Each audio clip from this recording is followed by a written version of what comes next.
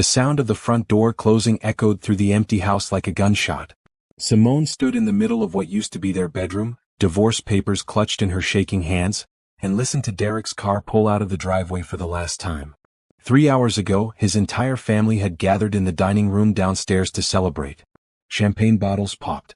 Robert, Derek's father, gave a speech about saving the family company from certain bankruptcy through sheer determination and business savvy.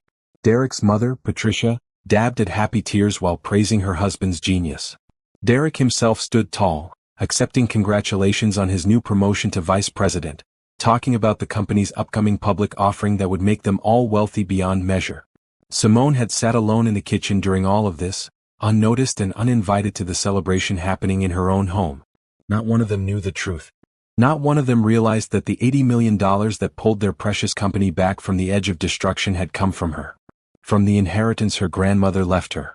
From the stocks and properties she had quietly sold 2 years ago, funneling the money through an anonymous limited liability company to save people who now treated her like furniture. "I'm leaving you," Derek had said after his family finally left, their laughter still ringing in Simone's ears. He hadn't even looked at her when he said it. Just handed her the papers his lawyer prepared and started carrying his suitcases to the car. "There's someone else," he continued, his voice flat and businesslike, like he was discussing a merger instead of destroying a marriage. "Vanessa and I have been together for 8 months. She understands my world. She fits with my family. You never did." Simone had stood there, frozen, unable to form words. 8 months. While she sacrificed everything to save his family, he was building a life with another woman. "The house is yours," Derek said almost as an afterthought. "I don't need it anymore. My signing bonus from the VP promotion is enough to buy something better. Somewhere Vanessa and I can start fresh." The signing bonus. The promotion. All of it built on a foundation of Simone's money, her sacrifice, her love for a man who couldn't even remember her name when his family was around. Now she walked through the massive house, her footsteps echoing on marble floors she had once loved. They bought this place together 5 years ago, back when Derek still looked at her like she mattered. Back before his family's company started failing and consumed every moment of his life. She should have told him the truth when she made the decision to help. But Derek's pride was legendary. He would have refused her money, refused her help, let his father's company collapse rather than accept what he would see as charity from his wife. So she did it in secret, believing that saving his family would save their marriage. What a fool she had been. Simone walked into Derek's former office, now empty except for dust outlines where his desk and bookshelves used to be. On the wall still hung a framed newspaper article from 6 months ago, "Local Business Titan Saves Family Empire." The photo showed Robert standing in front of the company headquarters, chest puffed with pride, talking about the tough decisions and smart investments that pulled them back from bankruptcy. Smart investments. The article quoted him extensively about identifying undervalued assets, making strategic cuts, and having the courage to weather the storm.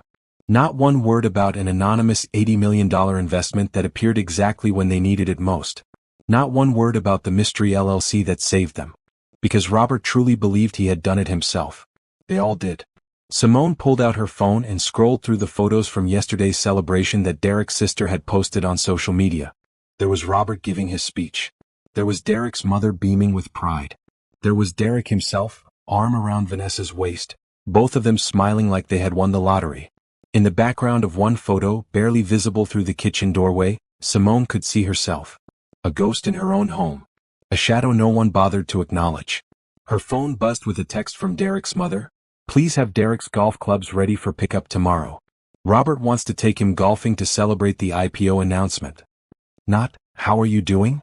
Not, "We heard about the divorce." Just a demand for golf clubs, like Simone was the hired help.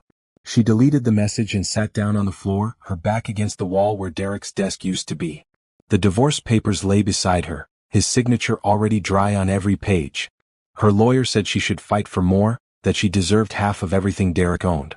But how could she explain that she deserved half of wealth built on her own money?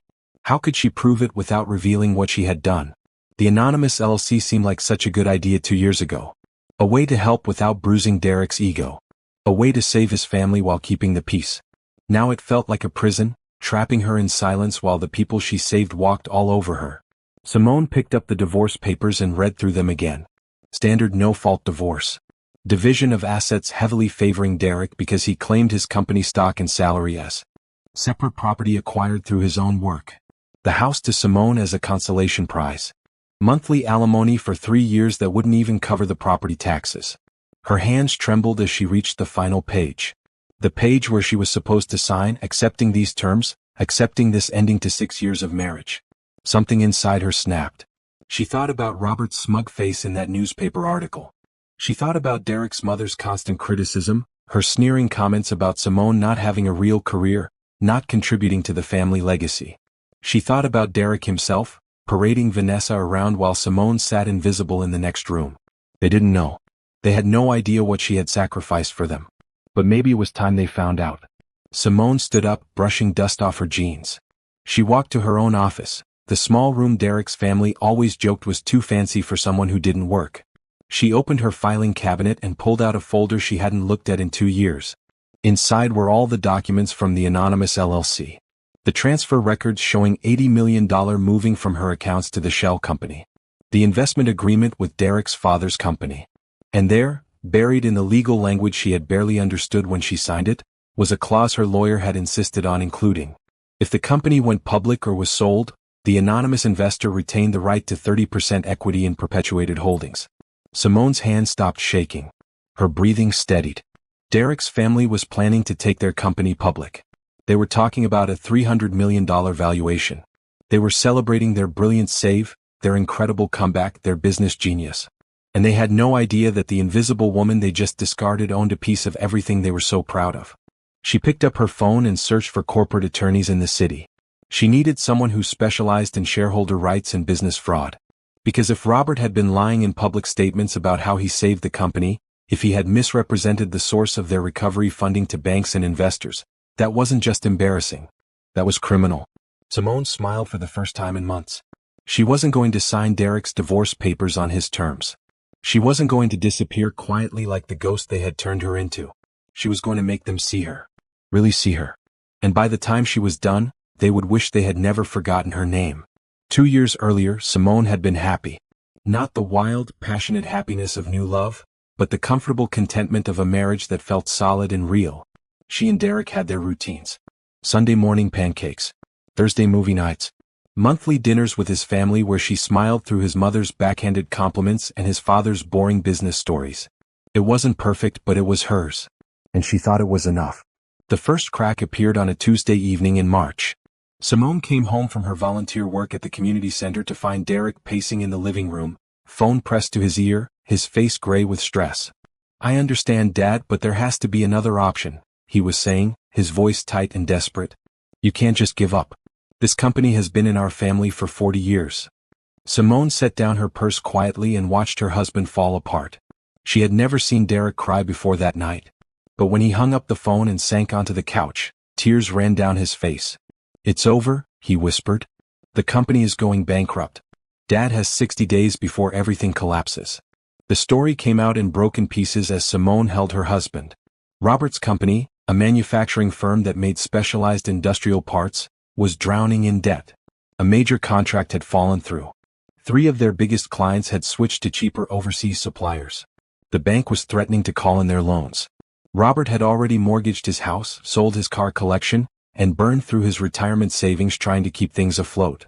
"We're going to lose everything," Derek said, his head in his hands. "My parents might lose their home. My sister's kids are in private school on Dad's dime. The employees, some of them have been there 20 years. 50 families are going to be on the street." Simone felt her husband's pain like it was her own. She knew how much his father's company meant to him. Derek had grown up in that factory, learning the business, dreaming of taking over one day. The company was his family's legacy, their identity, their pride. "How much does he need?" Simone asked quietly. Derek laughed, a bitter sound. $80 million to pay off debts and restructure. Might as well be $1 billion. There's no way to get that kind of money. $80 million. The exact amount sitting in Simone's investment accounts from her grandmother's estate. Her grandmother, Lorraine Washington, had been a formidable woman. She built a real estate empire in the 1960s when banks wouldn't give black women business loans. She bought properties in neighborhoods everyone else overlooked, held onto them through decades of ups and downs, and died wealthy enough to leave Simone set for life. "This money is your freedom," Lorraine had told Simone before she passed. Don't let any man tell you what to do with it. Don't let anyone make you small. You are a Washington woman and we bow to no one. But watching Derek break down, seeing the man she loved crumble under the weight of his family's impending disaster, Simone made a decision. She would save them. She would use her inheritance to pull Robert's company back from the edge. And she would do it in secret because she knew Derek's pride would never allow him to accept such a massive gift from his wife. The next morning, while Derek was at work trying to help his father salvage what they could, Simone called her financial advisor. I need to liquidate everything, she said. Stocks, bonds, the rental properties in Oakland, all of it. Her advisor, a woman named Jennifer who had managed Lorraine's estate for 20 years, was quiet for a long moment. Simone, that's your entire inheritance. Are you sure? What's this for? It's important, Simone said. I need it in cash and I need an anonymous LLC set up to make an investment. No one can know the money came from me. Jennifer sighed. I'm legally obligated to advise you against this. Once you liquidate these assets, you're giving up decades of compound growth. Your grandmother built this portfolio to last generations. If you cash out now, you're losing your financial independence. I know, Simone said. But this is my choice. Can you help me or not? It took 3 weeks to set everything up. Jennifer insisted on including protective clauses in the investment agreement, things Simone barely paid attention to at the time. A right to equity if the company went public. A claim on assets if the company was sold. Provisions to protect Simone if anything went wrong. Your grandmother would kill me if I didn't protect you, Jennifer said as they signed the final documents. Even if you're determined to give away everything she built. The money transferred on a Friday afternoon. $80 million from Simone's accounts to the anonymous LLC, then to a direct investment in Robert's company.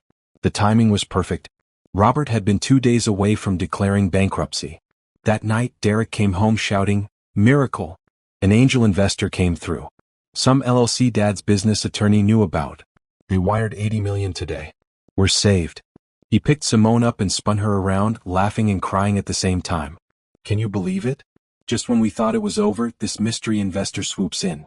Dad is calling lawyers to restructure the debt. We're going to make it, Simone. The company is going to survive. Simone smiled and hugged him back, her heart full of joy at seeing him so happy. She had saved them. She had saved his family, protected those 50 workers and their families, preserved the legacy Derek loved so much. The investor wants to stay anonymous, Derek continued, pulling out his phone to show her the news. Some kind of private equity thing. But Dad doesn't care. He's just grateful someone believed in the company enough to invest. Over the next few weeks, Simone watched Robert transform. The defeated, broken man who had been ready to give up became energized and focused. He restructured operations, renegotiated contracts, and slowly turned the company around. Derek worked 18-hour days helping his father, coming home exhausted but hopeful. At family dinners, Robert told the story over and over. How he had been at his lowest point when this miracle investment appeared. How he knew his business model was sound, and this mysterious investor had seen what others missed. How he was going to prove to everyone that his company was worth saving. Never once did he wonder who the investor was. Never once did Derek question the timing. They simply accepted it as good fortune, cosmic justice for all their hard work. Simone sat at those dinners, smiling and nodding, keeping her secret locked tight. Derek's mother still made comments about Simone not having a real career. His father still barely acknowledged her presence.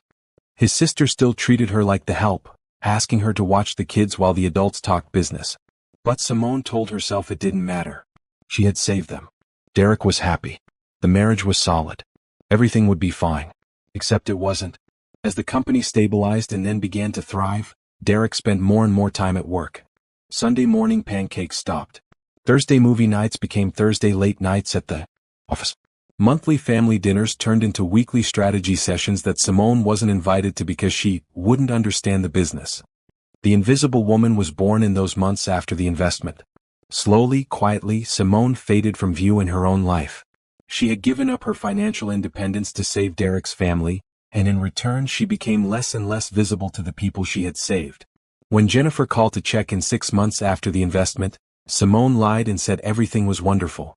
I see the company is doing well, Jennifer said carefully. The restructuring worked. But Simone, are you okay?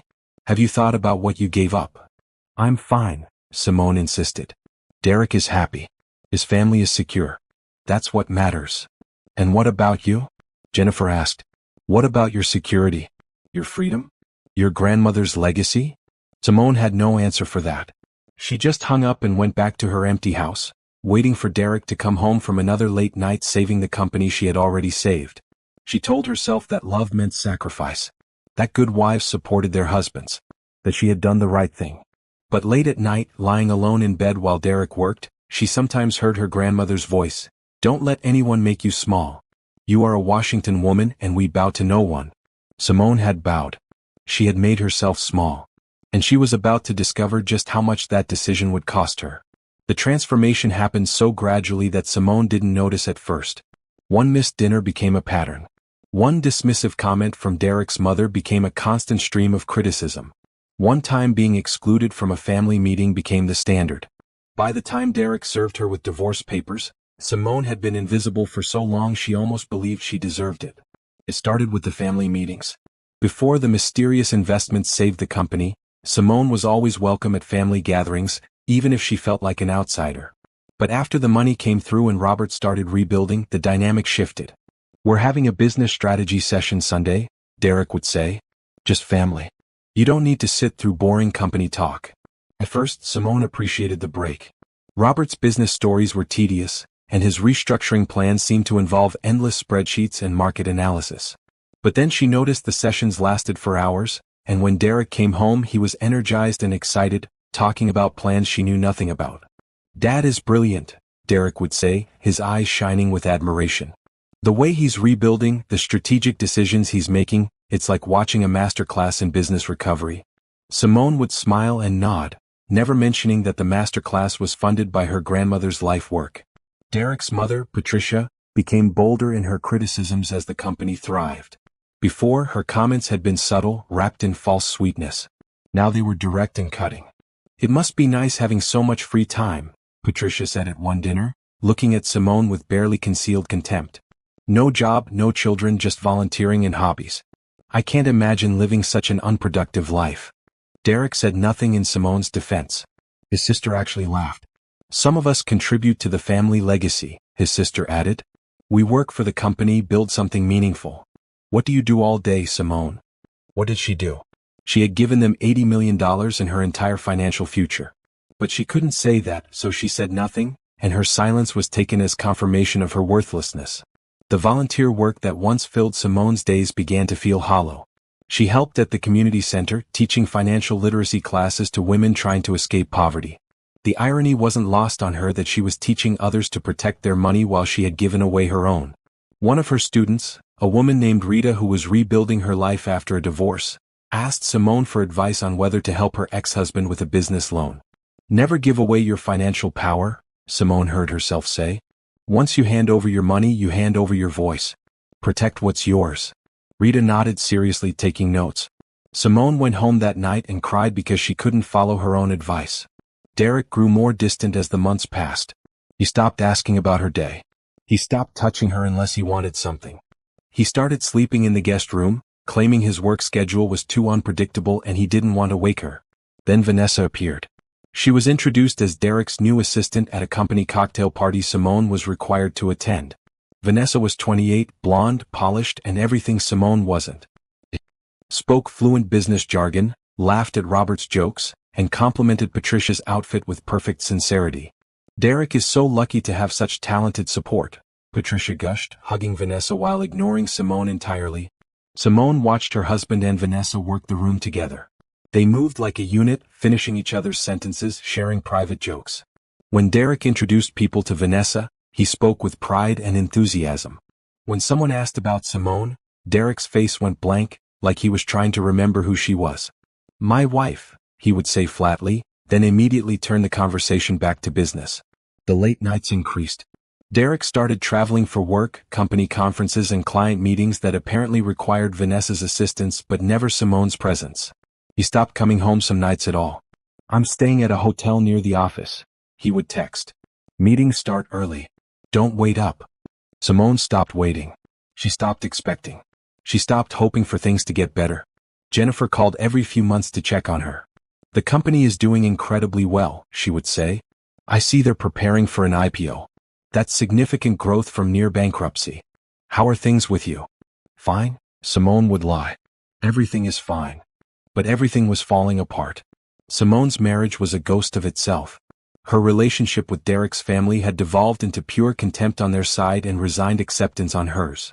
Her sense of self was eroding day by day. She started spending more time in her home office, the small room Derek's family mocked as too fancy for someone who didn't work. She painted it a deep blue, her favorite color, and filled it with books and plants. It became her sanctuary, the only space in the house that felt like hers. One afternoon, Derek's mother showed up unannounced with a decorator. "We're redesigning your office," Patricia announced. "Derek mentioned you barely use it, and we need a proper guest room for when Robert's business associates visit. This blue is so dark and depressing anyway." Simone stood in the doorway, watching strangers measure her sanctuary, discussing paint colors and furniture removal. Derek wasn't even home to ask permission. His mother simply assumed she had the right to invade and remake Simone's only personal space. "I use this room," Simone said quietly. Patricia waved a dismissive hand. "For what? Reading? You can read anywhere. The family needs this space for something important." The family. Never our family, or we. Always the family, a unit Simone clearly didn't belong to. That night, Simone locked her office door and sat on the floor, surrounded by her things. She pulled out her old photo albums, looking at pictures of the woman she used to be. Confident, independent, surrounded by friends and family who valued her. Her grandmother's protégé, the Washington woman who bowed to no one. When had she become this hollow version of herself? When had she stopped fighting? She knew the answer. The day she gave away her inheritance without telling anyone.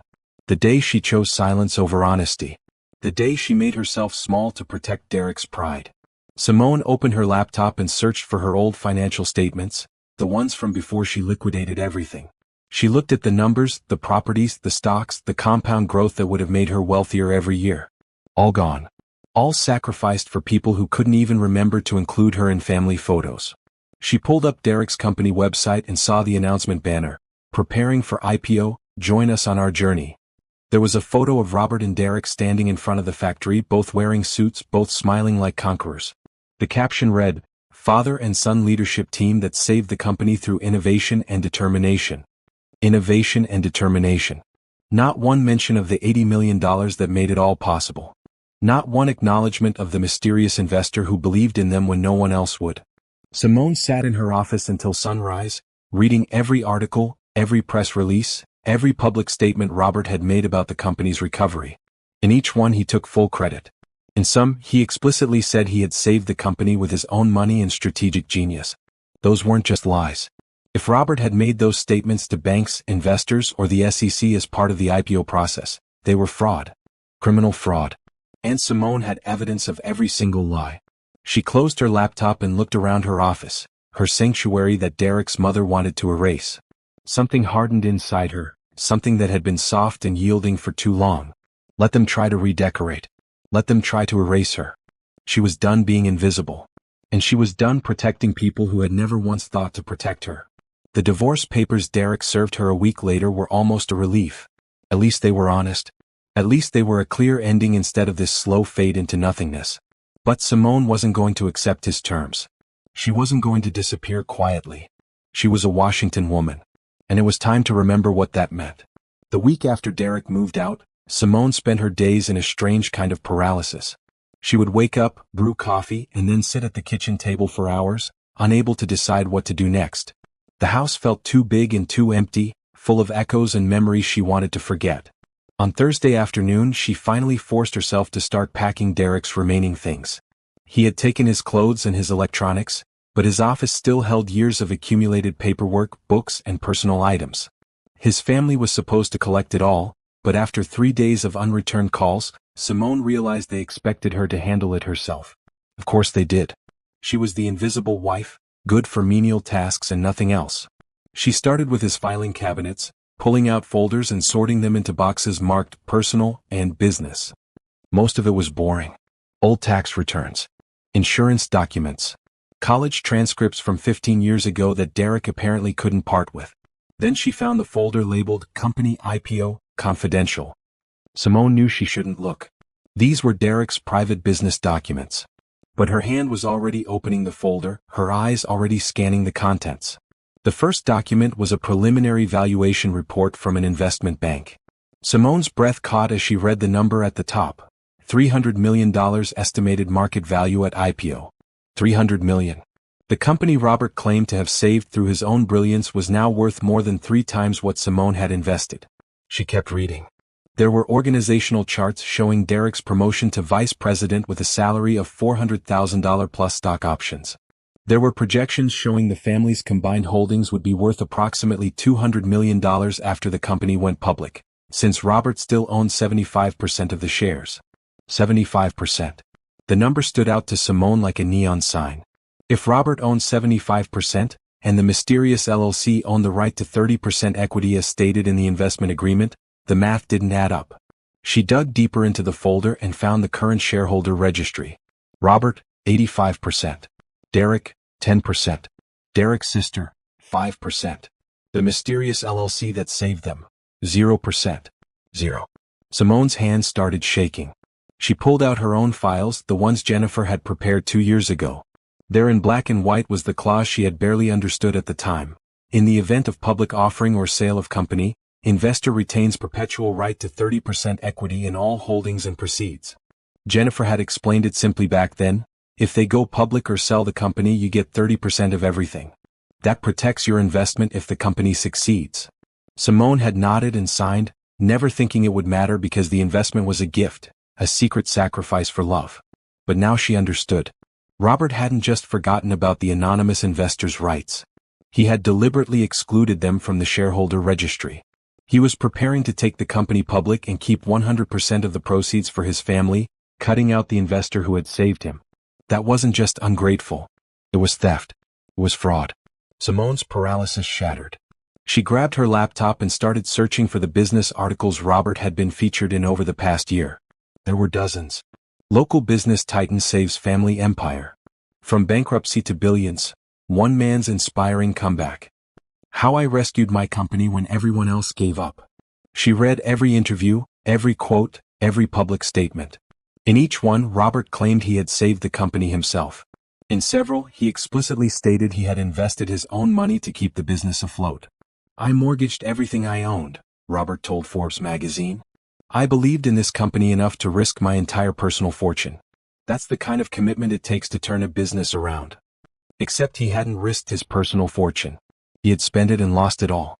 The money that actually saved the company came from Simone's inheritance. She found an SEC filing from the preliminary IPO process. Robert had signed documents stating there were no undisclosed investors or outstanding equity claims against the company. He had certified under penalty of perjury that the shareholder registry was complete and accurate. That was a federal crime. Simone sat back in Derek's office chair, her mind racing. She had spent 2 years being invisible, being silent, protecting Derek's family from the truth about where their salvation came from. And they had repaid her by planning to steal her equity, commit securities fraud, and discard her like trash. She picked up her phone and called Jennifer. I need you to look at something, Simone said. The company is going public and they've excluded the LLC from the shareholder registry. Jennifer was quiet for a long moment. They what? They're claiming there are no other investors. Robert is saying he saved the company with his own money. They're filing for an IPO with fraudulent shareholder information. Send me everything, Jennifer said, her voice suddenly sharp and focused. Every document you have about the investment and every public statement they've made. I'm calling my attorney right now. While Simone scanned and emailed documents, her phone buzzed with a text from Derek's mother. The movers will collect Derek's things tomorrow at 9 a.m. Please have everything ready in the garage. They won't have time to search the house. No, please and thank you. No, how are you doing? Just another demand from a woman who had no idea she was texting the person who owned 30% of everything she was so proud of. Simone texted back. The movers can collect whatever Derek left in the garage. Everything else stays until my attorney reviews the divorce settlement. 3 dots appeared immediately, then disappeared. No response came. An hour later, Jennifer called back with a corporate attorney named Patricia Hughes on the line. Ms. Washington, Patricia Hughes said. I've reviewed your documents. What you're describing is securities fraud on a massive scale. If Robert has made false statements to the SEC about investors and equity claims, he's facing serious federal charges. I don't care about charges, Simone said. I want what's mine. You'll get it, Patricia assured her. And much more. When they filed false shareholder information, they opened themselves up to civil damages on top of your equity claim. We can sue for fraud, breach of contract, and unjust enrichment. How much are we talking about? Patricia was quiet for a moment, and Simone could hear papers rustling. Your original investment was $80 million. The company is now valued at $300 million. Your 30% equity claim is worth $90 million. But given the fraudulent concealment, we can argue for additional damages. Potentially another $20 to $30 million. Simone's head spun. $120 million. More than she had started with before she liquidated her inheritance. There's another issue, Patricia continued. If Robert made false statements to obtain bank loans or investment capital during the restructuring process, that's bank fraud. If he claimed to have saved the company with personal funds when applying for those loans, prosecutors might be interested. What happens to him if they prosecute? Federal securities fraud carries up to 20 years in prison and massive fines. Bank fraud is similar. At minimum, he'll be barred from serving as an officer or director of any public company. His reputation will be destroyed. Simone thought about Robert's smug face in those business articles. His speeches about determination and genius. His complete erasure of the investment that actually saved him. Start the lawsuit, Simone said. I want everything I'm entitled to, and I want everyone to know the truth about where their miracle recovery came from. This will be public and ugly, Patricia warned. Are you prepared for that? Your marriage, your finances, everything will be exposed. Simone looked around Derek's office at the boxes of his things he expected her to pack like a servant. She thought about his mother demanding her office be converted to a guest room. She thought about Derek himself, celebrating his VP promotion bought with her money while planning a life with another woman. I'm not invisible anymore, Simone said. Let them see me. Let everyone see me. Then we file tomorrow, Patricia said. I'll need you to sign some documents and prepare for media attention. This story is going to be everywhere once it breaks. After hanging up, Simone walked through the house one more time. She stopped in her office, her sanctuary, and looked at the deep blue walls Derek's mother wanted to paint over. She pulled out her phone and took a photo of the space, then texted it to Patricia. My mother-in-law wanted to redecorate this room. I think I'll keep it exactly as it is. Then she texted Derek's mother. The movers don't need to come tomorrow. Derek can collect his things himself after my attorney files our response to the divorce petition. He'll understand why when he reads it. The three dots appeared again, then a response. What are you talking about? What attorney? Simone smiled and didn't respond. Let her wonder. Let them all wonder. Tomorrow, the invisible woman was going to make herself very, very visible. And the family that forgot her name was about to learn exactly who they had been so carelessly dismissing. The Washington women bowed to no one. And Simone was done bowing. Patricia Hughes' office was in a glass tower downtown, the kind of place that screamed power and money. Simone had dressed carefully for the meeting, choosing a sharp navy suit her grandmother had bought her years ago. Always dress like you own the room, Lorraine used to say, because one day you will. Today felt like that day. Patricia herself was a striking black woman in her 50s, with silver-streaked hair and eyes that missed nothing. She greeted Simone with a firm handshake and led her to a conference room where documents were already spread across the table. Before we proceed, I need to make sure you understand what you're starting, Patricia said. This isn't just a divorce. This is corporate warfare. Your husband's family will fight back hard. They'll try to destroy your reputation, question your motives, make you out to be vindictive and greedy. I gave them $80 million, Simone said quietly. They're trying to steal it and take credit for my sacrifice. Let them call me greedy. Patricia smiled. Good. I needed to hear that you're ready. She pulled out the first set of documents. This is our complaint for shareholder rights enforcement and fraud. We're filing it in federal court tomorrow morning because of the SEC violations. Simone read through the legal language, her heart pounding as she saw her name as plaintiff and Roberts as defendant. It was really happening. She was really doing this. The timing is crucial, Patricia continued. The IPO is scheduled for 8 weeks from now. They've already filed preliminary documents with the SEC. Our lawsuit will immediately halt the process because it reveals material misrepresentations in their filings. What happens when we file? Chaos, Patricia said bluntly. The SEC will freeze the IPO pending investigation. The company's investment bankers will panic. Robert will have to hire criminal defense attorneys in addition to civil counsel. and the media will have a field day with the story. She pulled up a press release on her laptop. We're also going public with your side of the story. Anonymous investor revealed to be wife who saved husband's family company, only to be divorced and cut out of proceeds. It's going to be everywhere. Simone read the draft press release, seeing her story laid out in black and white. The secret sacrifice. The $80 million from her inheritance. The anonymous LLC. The family's claims of self-sufficiency. Derek's affair and the divorce. The fraudulent shareholder registry. This will ruin them, she said. They ruined themselves, Patricia corrected. You're just telling the truth. They committed fraud. They lied to federal regulators.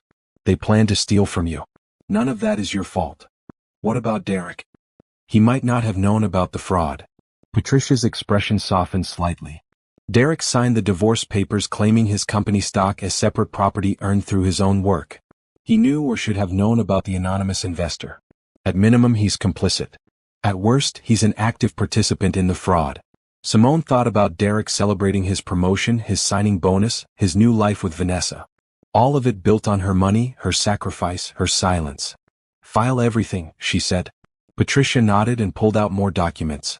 I also want to discuss criminal referrals. Based on these bank loan applications, Robert claimed to have invested personal funds that didn't exist. That's bank fraud. I have contacts at the U.S. Attorney's Office who would be very interested in this case. Will he go to prison? Possibly. At his age and with no prior record, he might get a plea deal with probation and massive fines.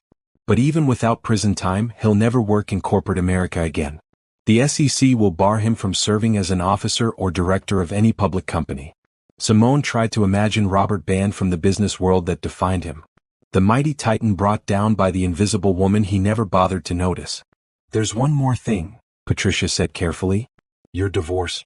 Derek's attorney filed a standard division of assets, but now we have leverage. We can argue that all of his company stock and income is actually derived from your investment. We can claim a much larger share of marital assets. I don't want his money, Simone said. I want my own money back, plus what I'm legally entitled to. Then we'll make that clear. You're not a vindictive ex-wife trying to take Derek's earnings. You're an investor claiming what you're owed. The distinction matters for public perception. They spent the next 2 hours going through every detail of the case. Patricia had investigators ready to document Robert's false statements. She had financial experts prepared to testify about the company's true value and Simone's equity stake. She even had a public relations team standing by to manage the media storm. This is going to move fast once we file, Patricia warned. Are you somewhere safe? Do you have support? Simone thought about her empty house, her volunteer work at the community center, the few friends she had left after years of being absorbed into Derek's family orbit. I have myself, she said. That's enough. Patricia studied her for a long moment, then nodded. Yes, I think it is. The next morning, Simone woke up early and made herself breakfast. She went through her normal routine, showering, coffee, and checking email like this was any other day. But at 9 a.m. Eastern Time, Patricia Hughes filed a federal lawsuit that would change everything. Simone was sitting in her office when her phone started buzzing. Text messages, missed calls, emails, all flooding in at once. She ignored them and opened her laptop to the news websites. The headline was already up on Bloomberg. IPO halted after wife claims she secretly saved husband's company with $80 million inheritance. Forbes had it too. Family business faces fraud investigation after anonymous investor revealed to be divorced wife. The Wall Street Journal went with Midwest manufacturing firm's IPO frozen amid shareholder dispute and SEC investigation. Simone read the articles, seeing her story told from a dozen different angles. Some painted her as a hero, a woman who sacrificed everything for love only to be betrayed. Others questioned why she stayed silent so long, implying she was complicit or naive. A few suggested she was a gold digger trying to cash in on the company's success. She didn't care about the negative takes. What mattered was that everyone now knew the truth. The invisible woman had become impossible to ignore. Her phone rang with Derek's number. She didn't answer. It rang again with his mother's number. Ignored. Then Robert himself called, and Simone felt a small thrill of satisfaction. She let it go to voicemail. 2 minutes later, her voicemail notification appeared. She played the message. Simone. Robert's voice was tight with barely controlled rage. I don't know what kind of game you're playing, but this lawsuit is ridiculous. We had an anonymous investor. We didn't know it was you. This is a misunderstanding that you've blown up into a media circus. Call me immediately so we can resolve this privately. Simone deleted the message and blocked his number. Her phone rang again, this time from a number she didn't recognize. She answered. Ms. Washington? This is Tracy Chen from the Wall Street Journal. I'd like to get your side of the story for a feature article we're running. Do you have time for an interview? Call my attorney, Simone said, giving Patricia's number. The calls kept coming. More reporters, TV producers, even a literary agent wanting to discuss a book deal. Simone forwarded them all to Patricia and turned off her phone. In the silence that followed, she sat in her blue office and let herself feel everything she had been holding back. The anger at Derek's betrayal. The hurt from his family's contempt. The frustration of 2 years spent invisible and voiceless. But underneath all of that was something else. Something that felt like power returning to her body after a long absence. She was a Washington woman. She had forgotten that for a while, but she remembered now. And she was just getting started. The media storm was bigger than Simone had imagined. By the end of the first week, her story was everywhere. Cable news shows debated whether she was a devoted wife betrayed or a scheming ex seeking revenge. Business networks analyzed the fraud implications. Even daytime talk shows discussed the ethics of anonymous charitable giving in marriages. Simone watched it all from her living room, marveling at how strangers debated details of her life like it was fiction. Some painted her as a saint. Others called her a fool for giving away her inheritance. A few suggested the whole thing was a publicity stunt. Patricia called daily with updates. The SEC has opened a formal investigation into Robert's statements. His attorneys are scrambling. They're trying to claim the anonymous LLC waived its equity rights by staying silent so long. Can they argue that? Simone asked. They can try, but your investment agreement is ironclad. Jennifer did excellent work protecting your interests. The perpetual equity clause is legally binding and wasn't subject to any time limits or silence provisions. 2 weeks after filing, Simone got her first glimpse of how desperate Derek's family was becoming. She was at the grocery store when she literally ran her cart into Derek's sister, Michelle. You're destroying us, Michelle hissed, her face red and furious. Do you have any idea what you've done? Dad might go to prison. Derek lost his VP position. The company is hemorrhaging value because of your vindictive lawsuit. Simone met her eyes calmly. I gave your family $80 million. Your father lied about it and tried to steal my equity. None of this is my fault. You should have told us. Michelle grabbed Simone's arm, her grip tight enough to hurt. If you wanted credit, you should have said something instead of sneaking around with anonymous LLCs. Simone pulled her arm free. Your father made public statements that were lies. He committed federal crimes. That's not my problem to fix. You're just mad that Derek found someone better than you, Michelle spat. This whole thing is revenge because you couldn't keep your husband happy.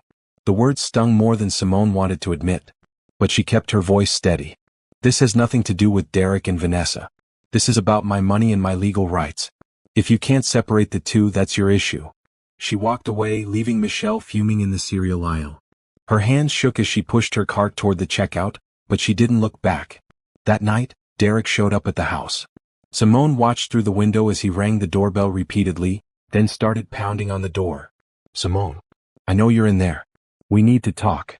She called Patricia. Derek is at my house refusing to leave. Do you want me to call the police? Simone looked at her husband through the glass. He looked terrible. Unshaven, rumpled suit, dark circles under his eyes. The golden boy brought low. No, she said. I'll handle it. She opened the door but kept the security chain engaged. What do you want? Derek's face crumpled with relief. Thank God. Simone, please, you have to drop this lawsuit. My dad could go to prison. The company might not survive. Hundreds of people could lose their jobs. That's not my responsibility. How can you say that? Derek's voice broke. You saved us once. Why are you destroying us now? I saved you anonymously and you tried to steal from me, Simone said. You lied in federal documents. You committed fraud. Those were your choices, not mine. I didn't know. Derek shouted. I didn't know the investor was you. If you had just told me, none of this would have happened. If I had told you, your pride would never have accepted my help, Simone shot back. You would have let the company fail rather than take money from your wife. So I saved you in secret, and this is how you repaid me. Divorce papers and fraud. I never wanted to divorce you, Derek said desperately. My family pushed me. They said you didn't fit, that Vanessa was better for my career. I was weak, okay. I made a mistake. But we can fix this. Drop the lawsuit and we can work things out. Simone laughed, a harsh sound. Work things out? You want me to give up millions of dollars I'm legally entitled to so we can fix our marriage? After you moved your girlfriend into my life while I was still living here? Vanessa left me, Derek said bitterly. When the lawsuit hit and I lost the VP position, she was gone in a week.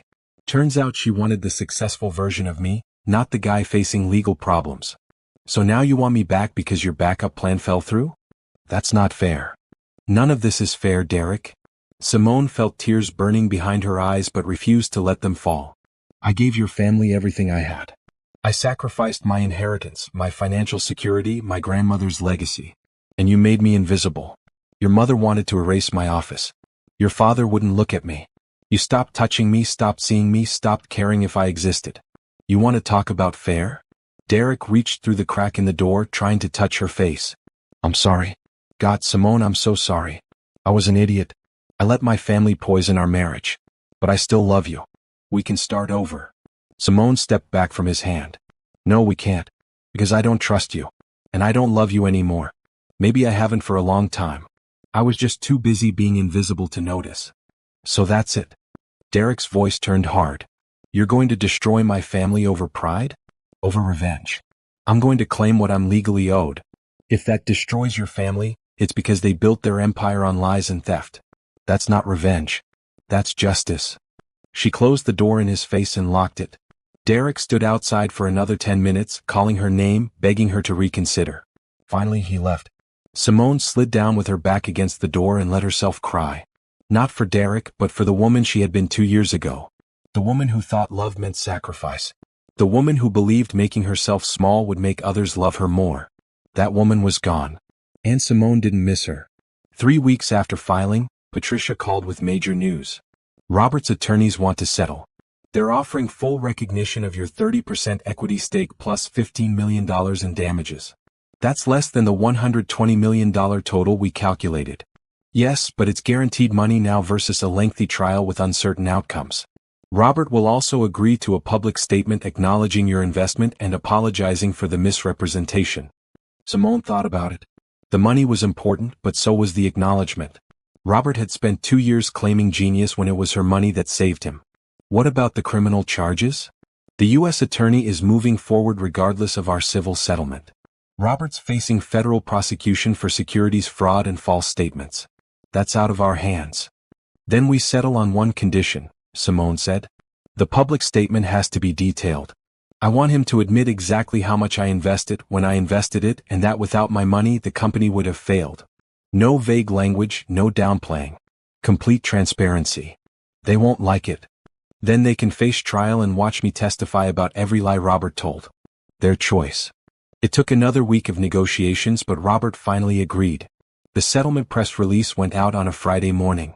Robert Williams and Williams Manufacturing acknowledged that the company's 2023 recovery was made possible by an $80 million investment from Simone Washington, who chose to remain anonymous at the time. Ms. Washington will receive her contractual 30% equity stake in the company plus compensatory damages. We deeply regret any misstatements made about the source of the company's recovery funding and apologize to Ms. Washington for failing to properly acknowledge her critical contribution. The statement was picked up by every major news outlet. Simone watched the coverage, feeling something like vindication settle into her bones. She wasn't invisible anymore. The whole world could see her now. And they knew exactly who saved the Williams family empire, even when that family tried to erase her from the story. The settlement money hit Simone's account on a Tuesday morning. $105 million total, her 30% equity stake plus damages. More money than she had before she liquidated her inheritance. More money than she had ever imagined having. Jennifer called within an hour. We need to talk about investment strategies and tax planning. This is a lot of money to manage. But Simone already knew what she wanted to do with it. The idea had been forming during the long weeks of the lawsuit. All those reporters asking why she stayed silent for so long, questioning her choices, debating her motives. She kept thinking about the financial literacy classes she taught at the community center, the women she advised to protect their money and their power. She had failed to follow her own advice. But maybe she could help others avoid the same mistakes. I want to start a consulting firm, Simone told Jennifer. Helping family businesses avoid bankruptcy, but also helping spouses understand their financial rights in business partnerships. Jennifer was quiet for a moment. That's actually brilliant. You have a unique perspective and a story that will bring in clients immediately. Within a month, Simone had rented office space, hired a small staff, and launched Washington Business Solutions. The name was deliberate, a reminder of who she was and where she came from. A Washington woman who bowed to no one. The first client came from an unexpected source. A woman named Angela had seen Simone's story on the news and reached out. Her husband's restaurant was failing, and he wanted her to mortgage their home to save it. "But I don't think the business can be saved," Angela said during their initial consultation. "I think he's throwing good money after bad, and I don't want to lose our home over his pride." Simone reviewed the restaurant's finances and agreed with Angela's assessment. The business model was flawed, the location was poor, and the debt was overwhelming. No amount of additional investment would fix the fundamental problems. "Tell him no," Simone advised. "Protect your home. If he wants to save the restaurant, he needs to find other investors or drastically restructure the business.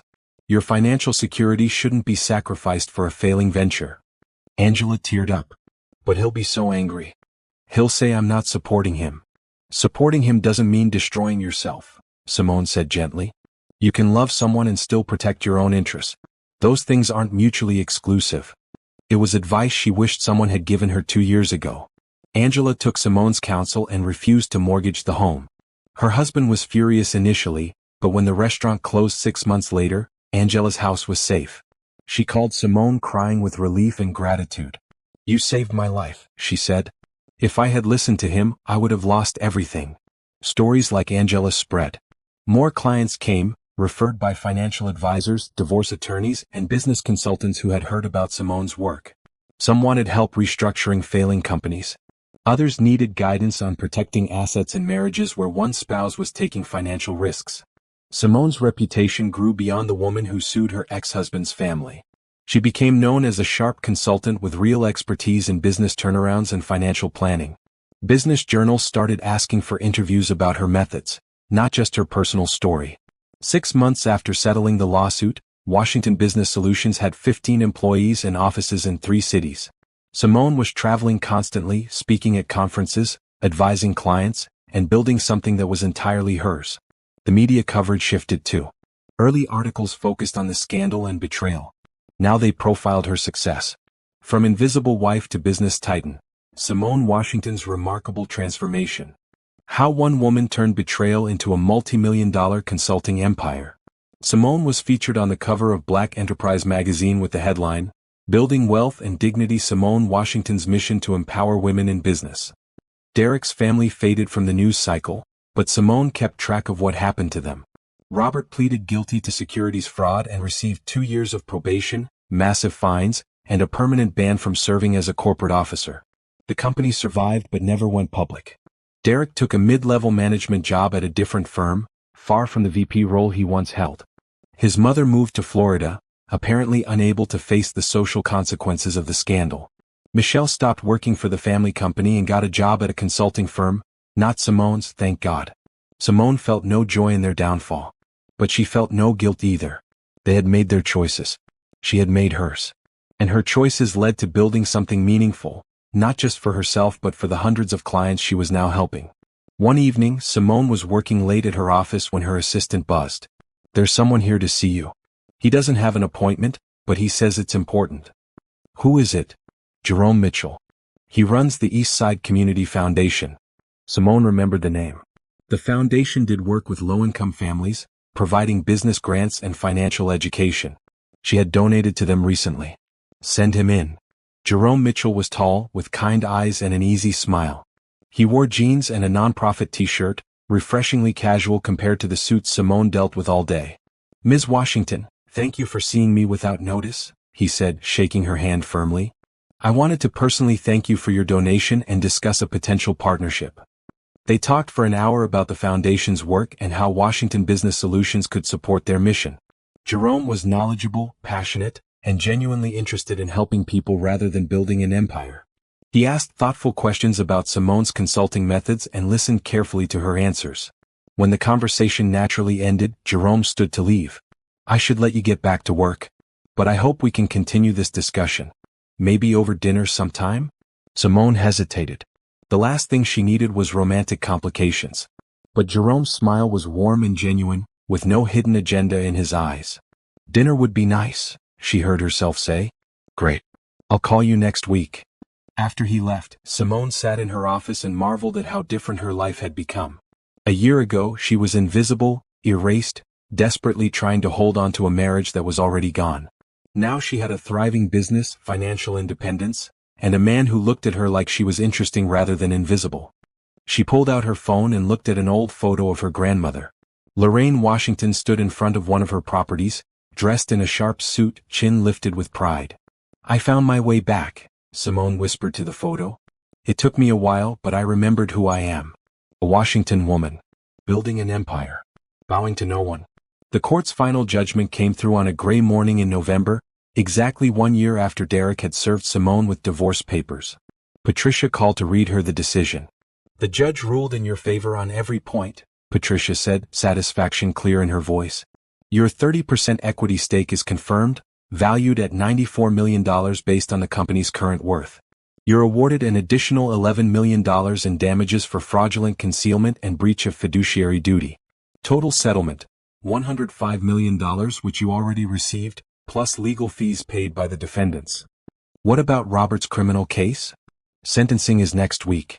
The prosecution is recommending 2 years in prison, but his defense is arguing for probation based on his age and health. The judge will decide. Simone hung up and sat quietly in her office. It was over. The legal battle, the public drama, all of it finished. She had won more than money. She had won acknowledgement, vindication, and most importantly, her power back. That afternoon, she attended the community center where she still taught financial literacy classes. The women in her current session were mostly in their 30s and 40s, many recovering from divorces or escaping difficult relationships. Never make yourself financially dependent on another person, Simone told the class. Love doesn't require you to give up your security. Partnership means building together, not one person sacrificing everything. A woman named Rita raised her hand. But what if your partner needs help? What if their business is failing and you have the money to save it? Then you help as an investor, not a savior, Simone said. You structure it legally, protect your interests, and make sure your contribution is acknowledged. You don't hide in the shadows hoping love will be enough payment for your sacrifice. After class, Rita approached Simone privately. I heard your story. The lawsuit and everything. I just want to say you're my hero. You took back what was yours. I'm not a hero, Simone said. I made mistakes. I stayed silent when I should have spoken. I gave away my power thinking it would buy love. I'm teaching you to do better than I did. But you fixed it. You fought back. Eventually. But I lost 2 years being invisible first. Don't make the same mistake. Rita hugged her, and Simone felt the weight of her responsibility. These women were looking to her as an example. She needed to be honest about both her mistakes and her recovery. That evening, Simone had dinner with Jerome at a small Italian restaurant. They had been seeing each other casually for a few months now, nothing serious but comfortable and easy. Jerome never asked about her money or her business success. He talked about his foundation's work, his love of jazz music, his nieces and nephews who thought he was the coolest uncle alive. I saw the news about your court judgment, Jerome said over pasta. Congratulations. That's a huge win. Thank you. It feels surreal that it's actually over. What will you do now? Keep building the business. Simone considered the question. I want to start a foundation. Something to help women who are facing what I faced, needing to protect their financial interests while navigating complicated family situations. Jerome's eyes lit up. That's perfect. You could do so much good with that. Have you thought about the structure? Who you'd help? They spent the rest of dinner brainstorming ideas. Jerome had years of nonprofit experience and offered insights that made Simone's vague concept sharper and more focused. By the time dessert arrived, she had the outline of a real plan. You should come to the East Side Foundation's gala next month, Jerome said. Network with other nonprofit leaders. Get advice on structuring your foundation. I'd like that. Jerome reached across the table and took her hand. I'd also like to take you on a real date. Not business dinners or casual hangouts. An actual date where I pick you up, we dress fancy, and I tell you how beautiful you are. Simone smiled. You think I'm beautiful? I think you're extraordinary. Beautiful, brilliant, and brave. Any man who couldn't see that was a fool. It was the first time anyone had called her brave. Simone felt her eyes sting with tears. "Sorry," Jerome said quickly. "Too much." "No. It's just, no one said that to me before. I've been called vindictive, calculating, even cold. But never brave. Those people don't know what bravery is. Standing up for yourself after being invisible takes more courage than anything." Simone squeezed his hand. "Yes to the date. A real one. I'd love that." The following week, Robert's sentencing hearing took place. Simone didn't attend, but Patricia called with the results. 6 months in minimum security federal prison, followed by 2 years of supervised release, Patricia reported. Plus $2 million in fines and restitution. The judge was harsh. Said Robert's lies undermined the integrity of financial markets and betrayed the trust of investors. 6 months. That's less than I expected. His age and health worked in his favor. But he's also permanently barred from serving as an officer or director of any publicly traded company. His reputation is destroyed. For someone like Robert, that's a life sentence. Simone thought about the proud man who had given all those speeches about his business genius. Now he would be known as the fraud who got caught, the executive who stole from his own family member. "How's Derek handling it?" Simone asked, surprising herself with the question. "He resigned from the company. Rumor is he's working as a consultant somewhere in Chicago. His mother moved to Tampa and won't speak to anyone from the old life. Michelle is in therapy apparently. The family basically imploded." Simone felt a pang of something that might have been sadness. Not for Robert, who deserved his punishment, but for the family that could have acknowledged her sacrifice and avoided all of this pain. They could have just told the truth, she said. If Robert had admitted where the money came from, if he had honored the investment agreement, none of this would have happened. "Pride is expensive," Patricia said. "And they're paying the price." That night, Derek called Simone for the first time in 6 months. She almost didn't answer, but curiosity won. "Hello, Derek." "Simone." His voice was different, softer, defeated. "I heard about Dad's sentencing. 6 months. I can't believe this is real." "It's real because he committed crimes." "I know. I'm not calling to argue or ask you to fix it. I wanted to say I'm sorry. For all of it. For not seeing you, for not protecting you from my family, for being too weak to stand up for our marriage." Simone was quiet, letting him speak. "You deserved better than what I gave you," Derek continued. "You saved us and we treated you like you didn't matter. I treated you like you didn't matter. I'll regret that for the rest of my life." "Okay. That's it? Just okay? What do you want me to say, Derek? That I forgive you? That we can be friends? We can't. You hurt me in ways I'm still recovering from. Your apology doesn't change that." "I know. I just needed you to know that I see it now. I see what I lost. What we all lost. Goodbye, Derek." Simone hung up and blocked his number. She didn't need his apologies or his regrets. She needed to keep moving forward, building her life without looking back at the wreckage of her marriage. 2 weeks later, Simone attended Jerome's foundation gala in a stunning silver gown. Jerome looked at her like she was the only woman in the room, and they danced until her feet hurt. "You're happy," Jerome observed as they swayed to a slow song. "I can see it in your face. You're not carrying that weight anymore." "I'm getting there," Simone said. "It's been a long year. The longest ones usually are. But you made it through. You're here, you're thriving, and you're about to change a lot of lives with your foundation." "We're about to change lives," Simone corrected. "I'm going to need a partner who understands the nonprofit world. Someone with experience and passion. Know anyone like that?" Jerome grinned. "I might know a guy." "Good. Because I don't want to build this alone. I spent too long being invisible, doing everything in secret. I want partners, collaborators, people who see me and work with me. Then that's what you'll have." As they danced, Simone caught sight of herself in the ballroom's mirrors. She looked radiant, confident, alive. Nothing like the invisible woman who sat alone in her kitchen a year ago, clutching divorce papers and wondering how her life fell apart. That woman was gone. And the woman who replaced her was just getting started. 6 months after the court's final judgment, Simone sat in a sleek conference room with her attorney, a nonprofit consultant, and Jerome, finalizing the structure for her new foundation. The Washington Women's Financial Empowerment Foundation, the consultant read from the draft charter. Mission: to provide legal support, financial education, and business resources to women navigating financial abuse, divorce, or complex family business situations. Initial funding, $20 million. $20 million from her settlement, invested in helping women avoid the mistakes she had made. It felt right, like closing a circle. We'll offer free legal consultations, financial literacy programs, and small business grants, Simone explained. But also emergency funds for women who need to leave financially abusive situations quickly. Sometimes you can't wait for legal proceedings. Sometimes you need money today to get safe. Jerome nodded. The East Side Foundation can partner on the education programs. We already have infrastructure for workshops and community outreach. Over the next few months, Simone poured herself into building the foundation. She hired a director, recruited volunteer attorneys, and established partnerships with women's shelters and legal aid organizations. The foundation's first office opened in the same neighborhood where Simone grew up, a deliberate choice to serve the community that shaped her. The official launch event was covered by local and national media. Simone gave a speech about her journey from invisible wife to business owner to philanthropist, emphasizing that recovery was possible even after devastating betrayal. I gave away my financial power thinking it would buy love, she told the audience. It didn't.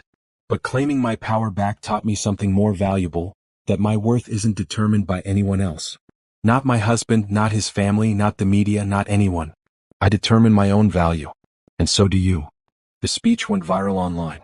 Women from across the country reached out, sharing their own stories of financial manipulation, of sacrificing security for relationships that didn't value them.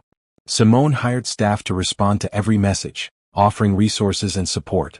Washington Business Solutions continued to thrive. By the end of the year, Simone's consulting firm had offices in 6 cities and a client list that included Fortune 500 companies seeking family business advice.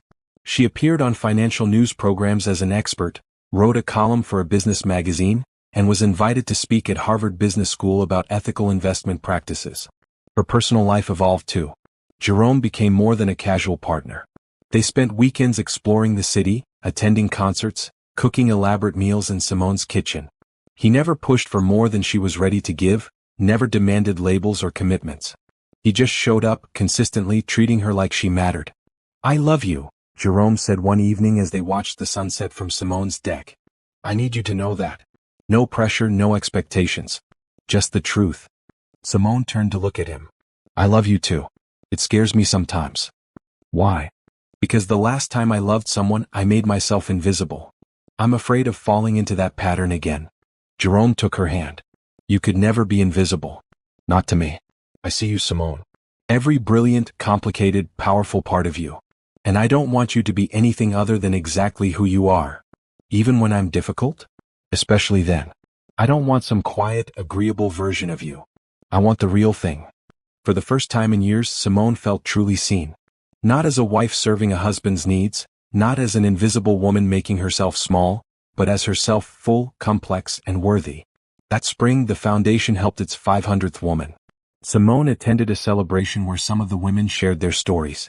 Rita, from her financial literacy class, had started her own business with a foundation grant. Angela, the restaurant owner's wife, had gone back to school and was now a financial advisor herself. You saved my life, one woman told Simone. My husband controlled every dollar. I couldn't even buy groceries without asking permission. Your foundation gave me the legal help and the emergency funds I needed to leave. Now I have my own apartment, my own job, my own life. Simone hugged her, feeling the weight of gratitude and responsibility.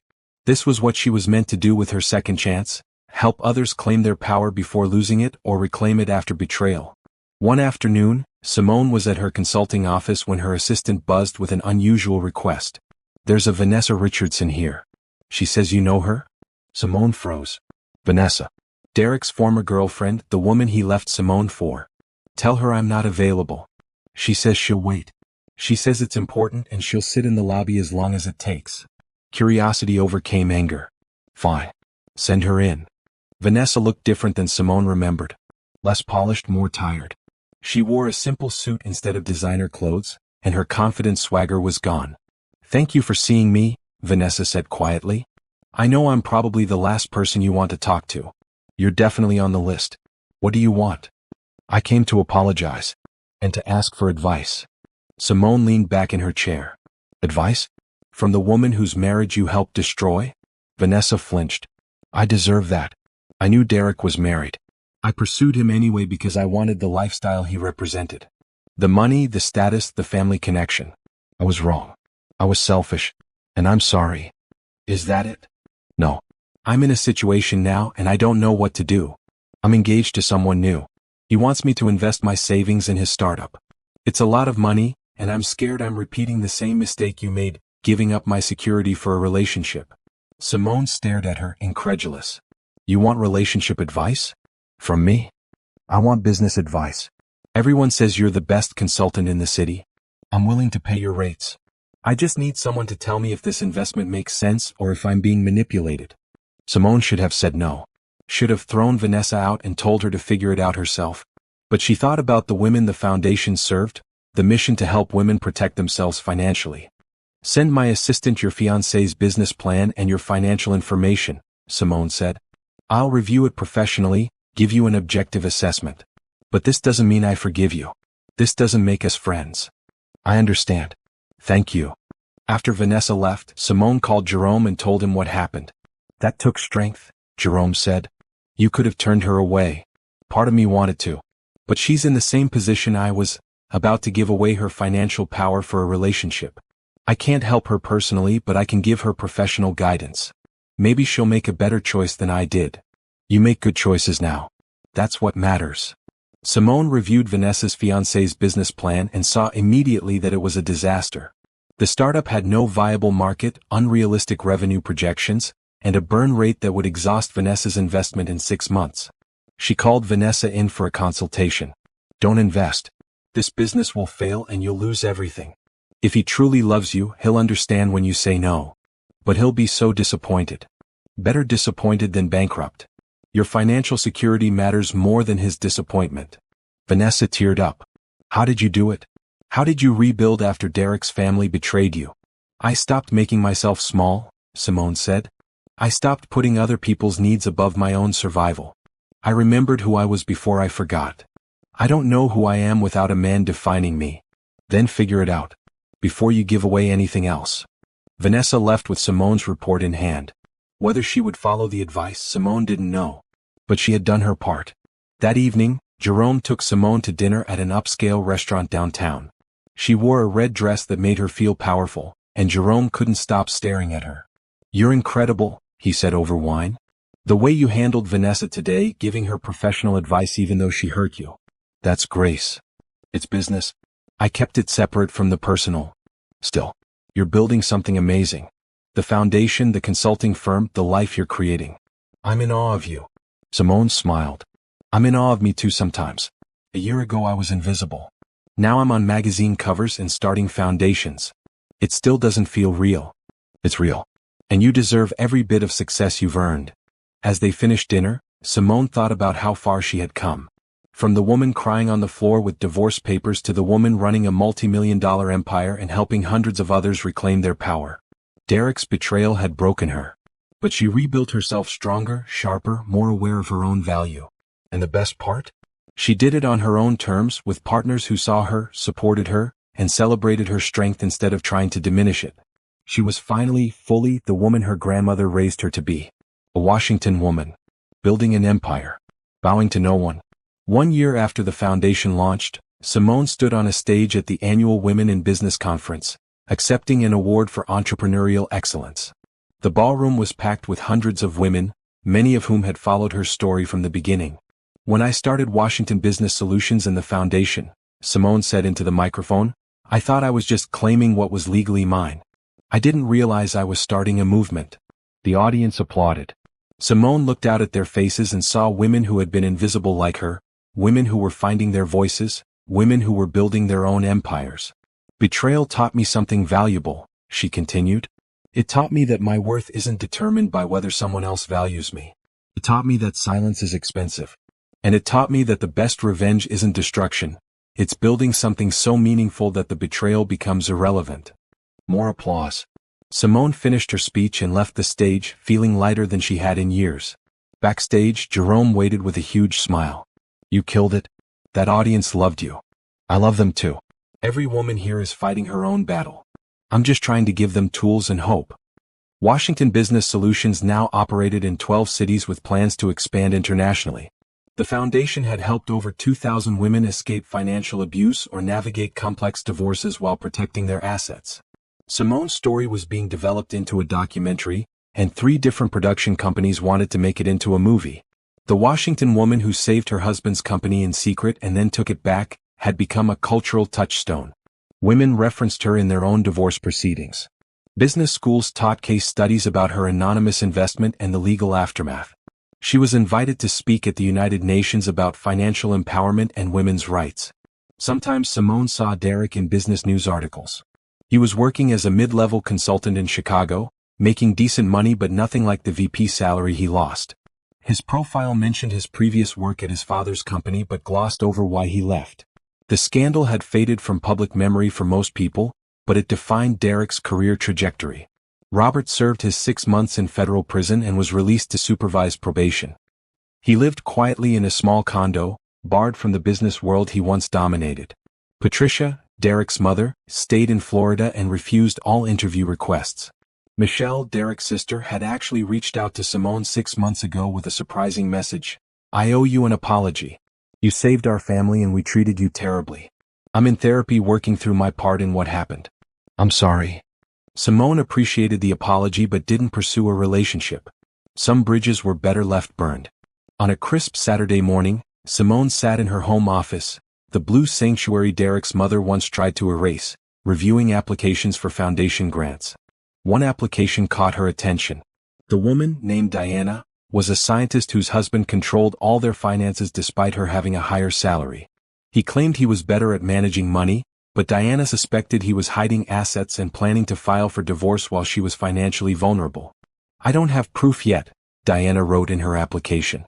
"But I need help understanding my rights and protecting myself before it's too late. Your story showed me that staying silent makes things worse. I want to fight back before I lose everything."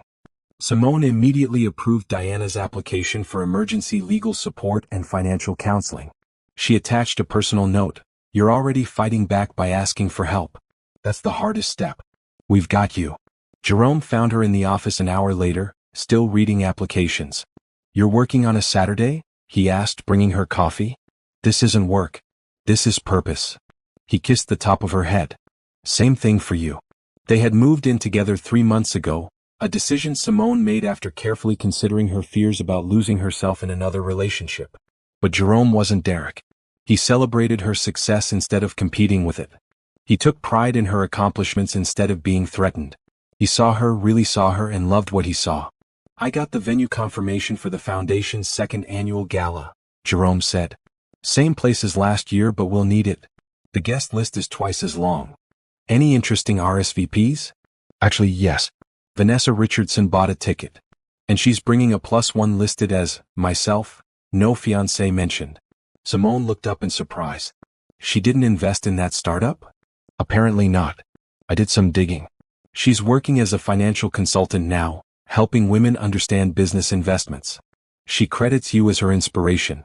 "That's unexpected. You changed her life. Just like you've changed thousands of others."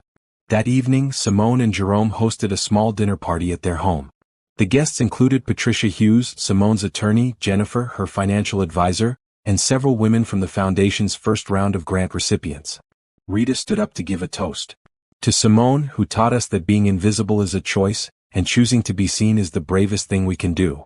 Everyone raised their glasses. Simone felt tears prick her eyes but refused to let them fall.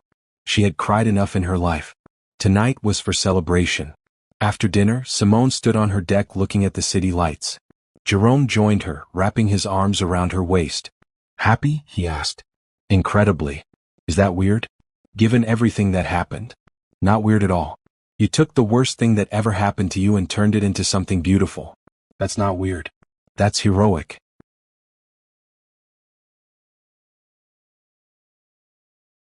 Simone leaned back against him.